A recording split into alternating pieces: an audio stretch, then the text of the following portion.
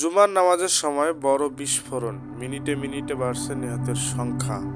পাকিস্তানের ইসলামাবাদে শুক্রবার 6 ফেব্রুয়ারি জুমার নামাজের সময় একটি ইমামবাড়ায় ভয়াবহ বিস্ফোরণের ঘটনা ঘটেছে।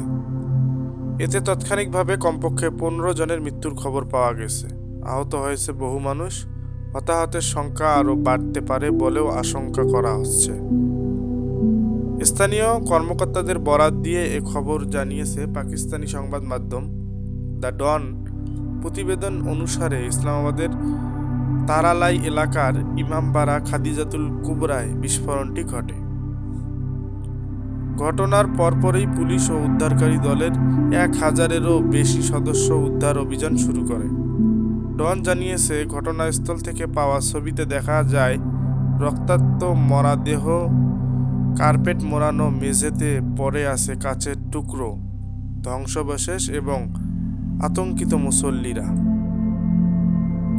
ইমামবাড়ার বাইরে বাগানে আরও কয়েক ডজন আহত ব্যক্তি পড়ে আছেন। এদিকে লোকেরা সাহায্যের জন্য চিৎকার করছে। ইসলামাবাদ ক্যাপিটাল টেরিটরি পুলিশের মুখপাত্র তুর্কি জাওয়াদ বলেছেন, বিস্ফোরণের প্রকৃতি এখনও নির্ধারণ করা হয়নি।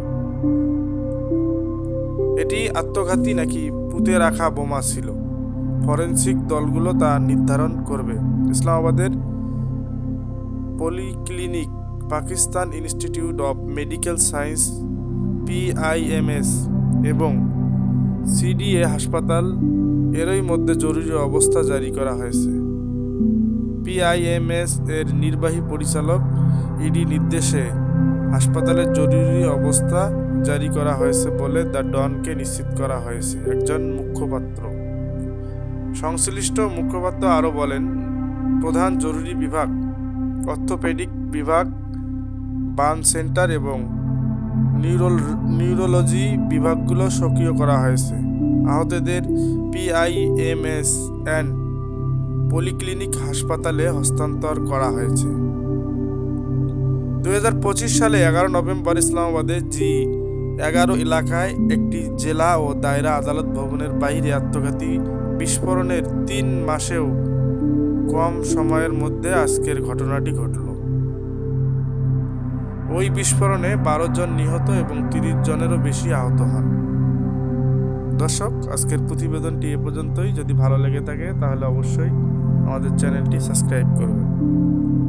দেখা হবে পরবর্তী কোনো প্রতিবেদনের সাথে। সে পর্যন্ত ভালো থাকবেন, সুস্থ থাকবেন। ধন্যবাদ। আসসালামু আলাইকুম।